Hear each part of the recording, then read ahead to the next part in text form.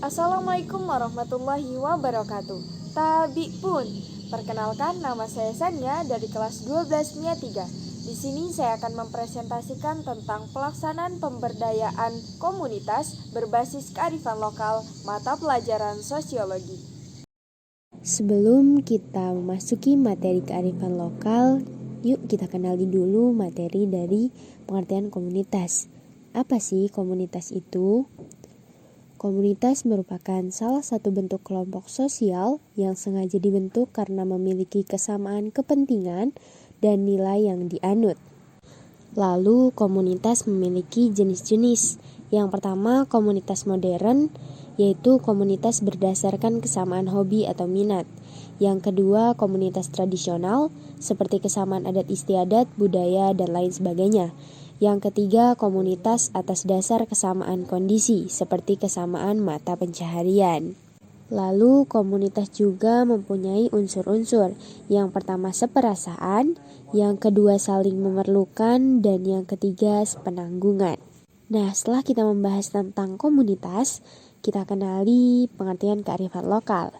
Kearifan lokal merupakan gagasan-gagasan lokal sekelompok masyarakat yang dijadikan dasar untuk mengambil kebijakan pada level lokal dalam berbagai kegiatan masyarakat. Lalu kearifan lokal mempunyai proses dalam terbentuknya kearifan lokal. Yang pertama, proses trial and error. Kemudian diikuti oleh masyarakat karena mampu menjawab masalah.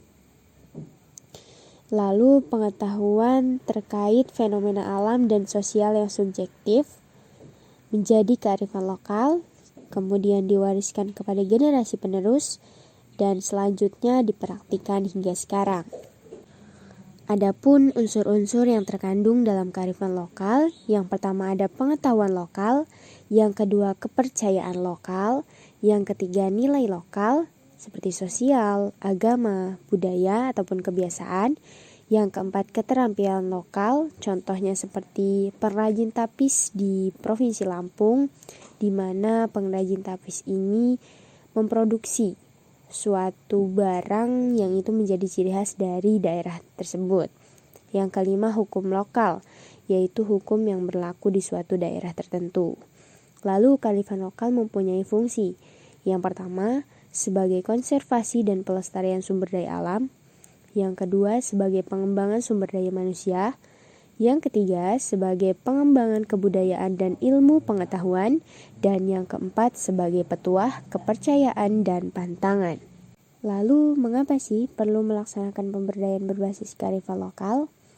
Karena pemberdayaan berbasis kearifan lokal merupakan upaya strategis untuk membantu kelompok masyarakat yang mengalami ketertinggalan dengan memberikan daya dan penguatan, karena memiliki prinsip yang pertama kesetaraan, yang kedua keswadayaan, yang ketiga partisipatif, dan yang keempat berkelanjutan.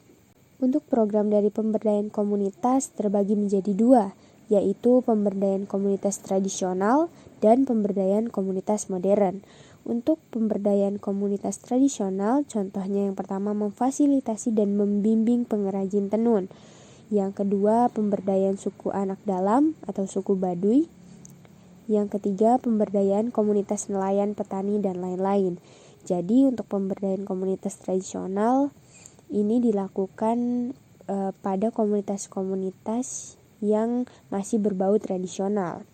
Yang kedua, pemberdayaan komunitas modern, contohnya Indonesia Berkebun, Rumah Mimpi, dan pelatihan berbasis modern lainnya. Jadi sistem yang membedakan daripada pemberdayaan komunitas tradisional dan modern adalah dari caranya dan juga apa yang diswadayakan, apa yang dipemberdayakan, itu yang membedakannya.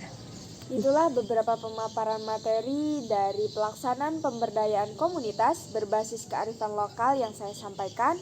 Itu saja yang dapat saya sampaikan. Mohon maaf apabila banyak kesalahan kata dan kata-kata yang kurang tepat. Sekian, wassalamualaikum warahmatullahi wabarakatuh.